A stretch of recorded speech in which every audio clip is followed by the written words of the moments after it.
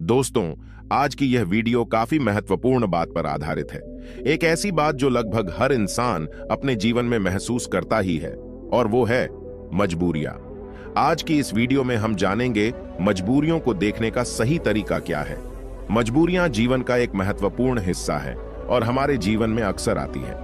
मजबूरी एक व्यक्ति के जीवन में ऐसी स्थिति को दर्शाती है जहां व्यक्ति कुछ करने में सीमित रह जाता है, अक्सर बिना अपनी इच्छा के, क्योंकि उनके पास कोई दूसरा विकल्प नहीं होता। ऐसी स्थिति में हम जो करना चाहते हैं, हम वो चाहकर भी नहीं कर पाते। यह एक ऐसी परिस्थिति होती है जहां पर व्यक्ति अपने मन के अनुसार चुनाव नहीं कर सकते और अपने हथियार डाल देते हैं। मजबूरी में हमें अक्सर वही करना पड़ता है जो हमारे सामने रखा गया हो, न कि वो जो हम करना चाहते हैं। ये मजबूरियां हमारी आर्थिक, सामाजिक, पारिवारिक और व्यक्तिगत स्थितियों से जुड़ी होती हैं। कुछ लोग मजबूरियों से कोसों दूर भागते हैं और कुछ लोग उनका डट कर सामना करते हैं। मजबूरियों से निपटने के लिए नए तरीके ढूंढते हैं। तो आइए इस कहानी के माध्यम से जानते हैं कि कैसे हम अपने जीवन की एक मजबूरी को एक अवसर में बदल सकते हैं। यह कहानी एक व्यक्ति के बारे में है जो बहुत दुखी था। एक समय की बात है, एक छोटे से गांव में एक आदमी रहता था। वह गरीब था और उसके पास केवल एक छोटा सा घर और छोटी सी जमीन थी। उसका जीवन कठिनाइयों से भरा पड़ा था और उसकी मजबूरी उसे रात दिन परेशान किया करती थी।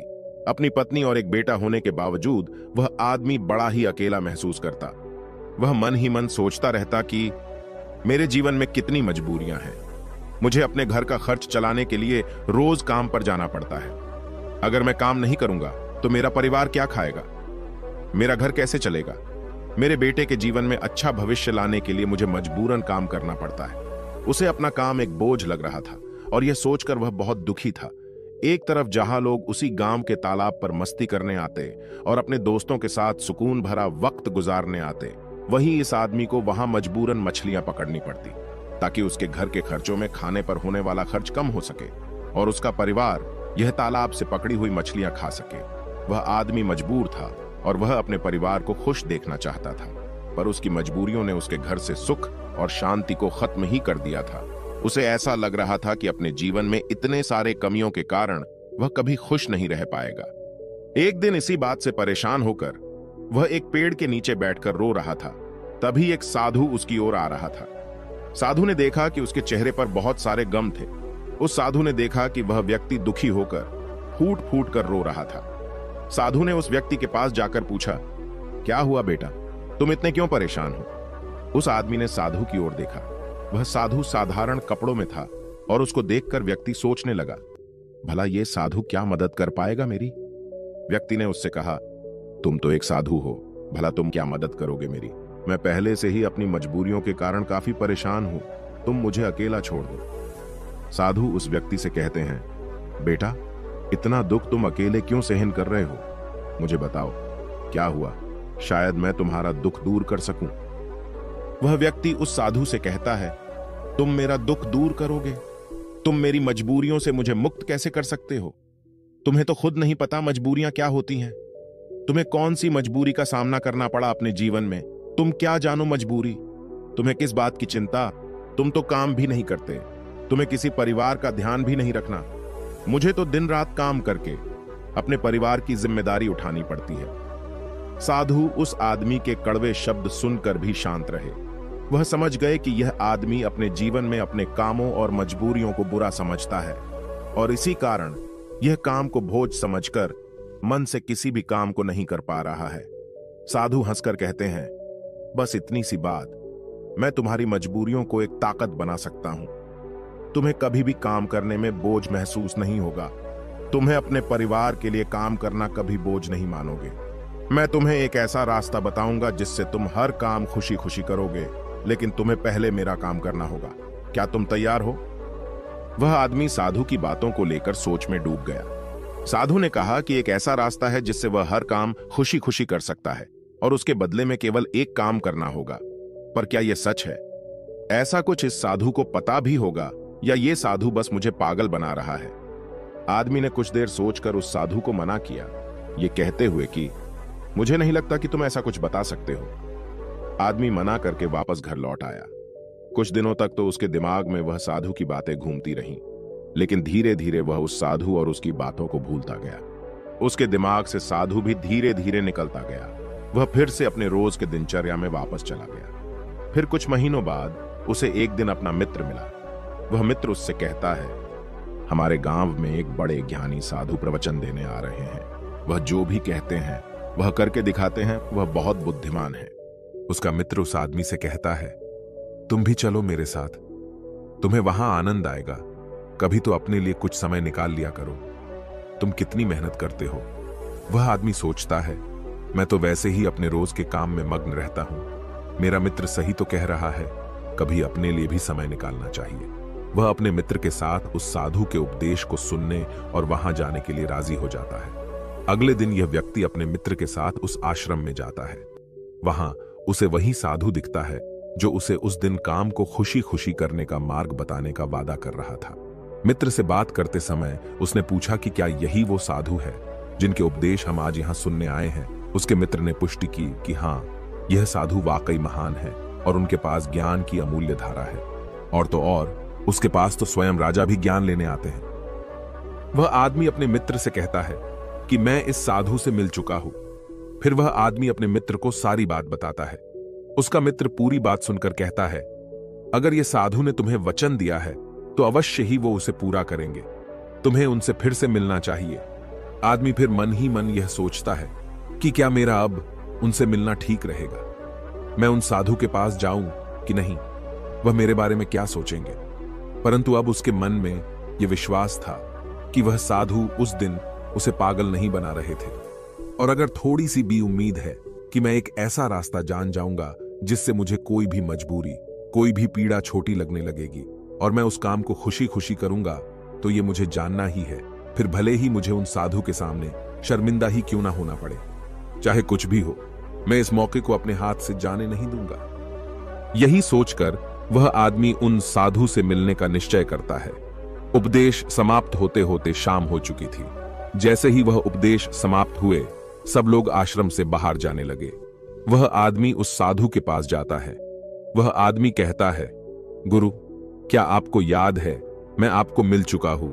मुझे माफ करना, मैंने आपको उस दिन काफी भला बुरा कहा और मैं उस वजह से बहुत शर्मिंदा भी हूं।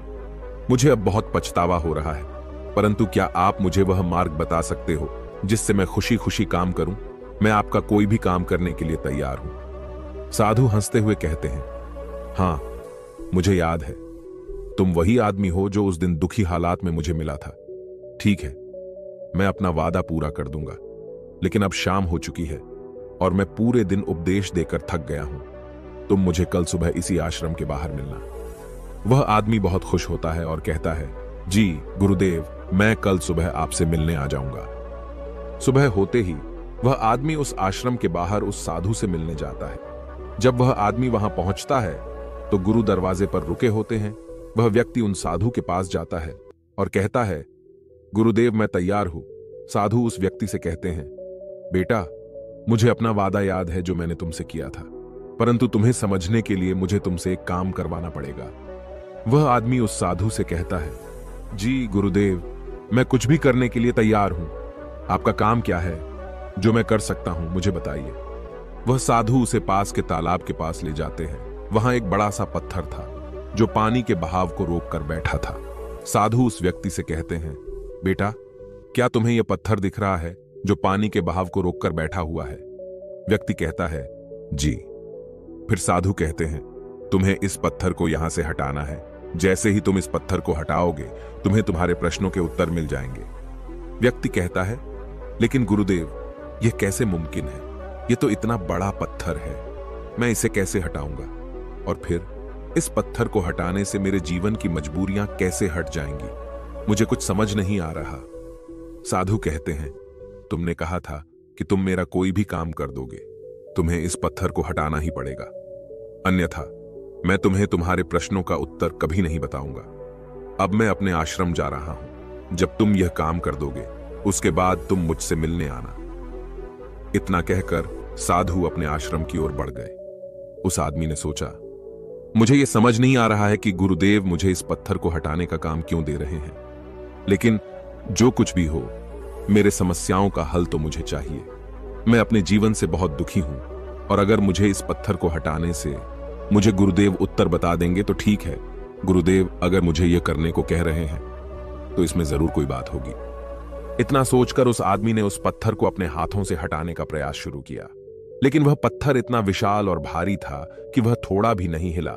कुछ देर बाद थक हार कर उसने अपने पीठ के बल पर लेकर फिर से प्रयास किया, उस पत्थर को हटाने की कोशिश की। उसने देखा कि वह पत्थर थोड़ा सा अपनी जगह से हिल गया, पर जैसे ही वह थोड़ा सा सीधा हुआ, वह पत्थर फिर से अपनी जगह पर वापस आ गया। उस आदमी का आत्मविश्वास टूट गया। वह मन ही मन सोचता है कि यह कैसा काम दिया है मुझे इस साधु ने, यह पत्थर तो हिलने का नाम भी नहीं ले रहा। बाहर बहुत धूप थी और वह आदमी पसीने में भीग जाता है। वह आदमी बीच में ही रुक जाता है, पर फिर उसे उन साधु की शर्त याद आती है, जिसके मुताबिक अगर वह उनका काम नहीं करेगा तो उसे वह नहीं मिलेगा जो वह चाहता है। यह काम करना भी एक प्रकार की मजबूरी ही थी। काफी समय बीत जाने के बाद उस आदमी ने पास में ही एक पेड़ देखा और उसे उस पेड़ को देखते ही एक तरकीब सूझी। उसने सोचा, क्यों ना मैं एक लकड़ी के टुकड़े को पत्थर के नीचे फंसाकर उस लकड़ी पर अपना वजन रखूं। इससे मुझे कम जोर लगाना होगा और लकड़ी बड़ी और मजबूत होने के कारण उसका परिणाम ज्यादा होगा। वह आदमी तुरंत ही एक बड़ी और विशाल लकड़ी तोड़ने में लग जाता है। जैसे तैसे उस आदमी ने एक बड़ी लकड़ी उस पेड़ से निकाली, उसके सारे छोटे टहनियां और पत्ते को तोड़कर एक सीधी लकड़ी तैयार की जो वह इस्तेमाल कर सके। फिर उसने उस पत्थर के अगल बगल एक खड्डा खोदा जहां वो उस लकड़ी को डाल सके। उस आदमी ने लकड़ी का एक छोर उस पत्थर के नीचे फंसाया और फिर वह आदमी अपने हाथों में 2 बड़े पत्थर लेकर उस लकड़ी के दूसरे छोर पर बैठ गया और देखते ही देखते वह पत्थर अपनी जगह से हट गया और पानी का बहाव फिर से चालू हो गया। वह आदमी बहुत खुश हुआ, उसे आत्मविश्वास महसूस हुआ। वह दौड़ता हुआ उन साधु के पास गया और कहा, गुरुदेव मैंने कर दिखाया, मैंने उस पत्थर को हटा दिया और मैंने अपना वचन भी पूरा कर दिया। साधु पूरी बात उस आदमी से सुनने के बाद कहते हैं, तुमने अच्छा काम किया, मेहनत की, तुमने तरकीब भी निकाली और तुमने अपने दिमाग का भी इस्तेमाल किया, लेकिन मुझे एक बात बताओ, क्या तुम्हें लगा था कि तुम ये काम कर पाओगे? आदमी कहता है, नहीं गुरुदेव, मुझे नहीं लगा था कि मैं इतना बड़ा पत्थर हटा पाऊंगा। साधु पूछते हैं, क्या लगता है तुम्हें, तुम ये सब क्यों कर पाए? आदमी जवाब देता है, क्योंकि यही आपकी शर्त थी, अगर मैं नहीं करता तो मुझे अपना जवाब कभी नहीं मिलता। साधु कहते हैं, तो तुम यह कह रहे हो कि यह काम करना तुम्हारी एक मजबूरी थी? आदमी कहता है, हां, लेकिन आप वही वही क्यों पूछ रहे हो? इस पर साधु कहते हैं, मैं तुम्हें यही तो समझाना चाहता था। जिस तरह आज तुम्हारे सामने वह पत्थर हटाने की मजबूरी थी, इसी तरह तुम्हारे जीवन में भी तुम्हारे सामने कई मजबूरियां आएंगी। साधु आगे कहते हैं, मजबूरियां ही तुम्हें वह काम करवाती है जो तुम्हें नहीं लगता कि तुम वह कर सकते हो। तुम्हारी मजबूरियां तुम पर बोझ नहीं है, बल्कि मजबूरियों के कारण तुम जिंदा भी हो। तुम खुद सोचो, अगर तुम्हारे ऊपर मजबूरियां ना होती और काम करके अपने परिवार के लिए कमाई करने की कोई पाबंदी ना होती, तो क्या तुम अपने घर से बाहर भी निकलते? नहीं ना, तुम एक ही जगह बस आराम से बैठे रहते। लेकिन क्या ऐसा आराम करना ठीक है? क्या तुम्हारे शरीर में बीमारियां नहीं आ जाती? तुम अपनी मजबूरियों के कारण काम करते हो, जिससे तुम स्वस्थ और तंदुरुस्त रहते हो। जहां तुम पहुंचना चाहते हो, ये मजबूरियां ही तुम्हें वहां का रास्ता दिखा सकती है। वह हमें बताती है कि हमें क्या करना चाहिए उस लक्ष्य तक पहुंचने के लिए। तुम्हारी समस्या यह नहीं है कि तुम्हारे ऊपर मजबूरियां हैं, बल्कि तुम्हारी समस्या यह है कि तुम उन मजबूरियों को एक बोझ समझ रहे हो। हमारी मजबूरी हमारे लक्ष्यों को प्राप्त करने में हमारे लिए एक माध्यम बन सकती है और हमें नए दिशाओं में ले जा सकती है। जैसे कि तुमने लकड़ी का उपयोग किया ताकि उस पत्थर को हटा सको, ऐसा ही कुछ हमारे साथ जीवन में भी होता है। जब हमसे ऊंचे स्तर के लोग, जैसे कि हमारे बॉस या फिर माता पिता या फिर कोई गुरु, हमें कोई कठिन काम देते हैं, तो हमें लगता है कि यह काम हमारे लिए बहुत मुश्किल है। उदाहरण के रूप में, जब हमारे बॉस हमें एक बड़े और कठिन काम को संभालने का काम देते हैं, या जब तुम्हारे व्यापार में कोई विरोधी व्यापारी तुम्हारी तकलीफें बढ़ा देता है जो तुम्हारे लिए मुश्किल होता है, तो तुम कैसे उसका सामना करोगे? अक्सर हम नहीं चाहते कि ऐसी समस्याएं हमारे सामने आएं, लेकिन सच्चाई तो यह है कि वह हमारे सामने है और हमें हमारे लक्ष्यों को प्राप्त करने से रोक रही है। क्या लगता है आपको, ज्यादातर लोग इस स्थिति में क्या करते होंगे? बेशक कोई नहीं चाहता कि वो संकट में आए, लेकिन जब एक विशाल समस्या उनके सामने खड़ी होती है ऐसी कठिन समस्याएं जो उन्हें परेशान करती हैं। तब क्या करते होंगे लोग? जब भी हमारे जीवन में विशाल और भयानक समस्याएं आती है तो हकीकत में वह हमसे सवाल पूछती है, क्या तुम इस लक्ष्य के काबिल हो? क्या तुम इस परीक्षा का सामना कर सकते हो? आप क्या करोगे? क्या होगा आपका उत्तर इस प्रश्न पर? क्या होता है जब आपके सामने एक समस्या खड़ी हो जाती है जिसका समाधान आपके लिए मुश्किल होता है? क्या आप भाग जाएंगे? क्या आप अपने लक्ष्य को किस्मत के हाथों छोड़ देंगे? अगर हम इतिहास की ओर देखें तो हजारों लोगों ने इन सारे प्रश्नों का उत्तर ना में दिया। उन्होंने अपने हथियार डाल दिए, अपने लक्ष्य को छोड़ दिया, सिर्फ इसलिए क्योंकि उनके सामने एक बड़ी समस्या आ गई थी। ऐसा हम आज के युग में भी करते हैं। हम हार मान लेते हैं। हम अपने उच्च स्तर के लोगों को पागल तक कह देते हैं कि क्या सोचकर मुझे यह काम सौंपा गया, यह काम तो किसी से भी नहीं होने वाला। या फिर हम अपने लक्ष्य को त्याग देते हैं यह कहकर कि शायद यह लक्ष्य मेरे भाग्य में ही नहीं है। लेकिन इतिहास के कुछ लोगों ने इस प्रश्न का उत्तर हां में दिया। वे डटकर खड़े हुए और समस्या के आंखों में देखकर उसका समाधान निकाला। वह कुछ बड़ा कर पाए उसी समस्या के कारण, और सच कहूं तो वो महान व्यक्ति आज उस मुकाम पर कभी नहीं पहुंच पाते। अगर उनके सामने वह समस्या नहीं आई होती तो उनकी समस्याओं ने उन्हें बड़ा बनाया, उन्हें मजबूर किया नए रास्ते ढूंढने में, कोई ऐसा रास्ता जो आज तक किसी ने नहीं सोचा था। बड़े और महान लोग भी अक्सर अपनी समस्याओं से जूझते हैं और उन्हें पार करने के लिए नए रास्ते ढूंढते हैं। समस्याएं हमें मुश्किल में डालती हैं और हमें मजबूर करती है नए रास्तों की तलाश करने में। यही तरीका है जिससे हम अपने लक्ष्यों को हासिल कर सकते हैं और अपने जीवन को सफल बना सकते हैं। और यही सही तरीका है हमारी मजबूरियों को देखने का। जब तुम्हारी नजर अपने लक्ष्य पर होगी तो तुम्हें अपनी समस्याएं छोटी लगने लगेगी। इसीलिए मजबूरियां अच्छी होती हैं। तो अगली बार जब तुम किसी मजबूरी में खुद को पाओ तो खुश हो जाना, क्योंकि यह एक मौका है तुम्हें अपने आप को साबित करने का और उसी दौरान वह बनने का जो तुम पहले कभी नहीं थे। दोस्तों, आपने आज के इस वीडियो से क्या सीखा वह मुझे आप कमेंट में बता सकते हैं। इसी के साथ में उम्मीद है कि आपको आज की वीडियो पसंद आई होगी। तो इस वीडियो को उस इंसान को शेयर करें जिसे इसकी सख्त जरूरत है, और उसी के ठीक बाद चैनल को सब्सक्राइब करें। तो चलिए फिर मिलते हैं ऐसी एक और नई वीडियो में। तब तक के लिए अपना ख्याल रखें। धन्यवाद और नमो बुद्धाय।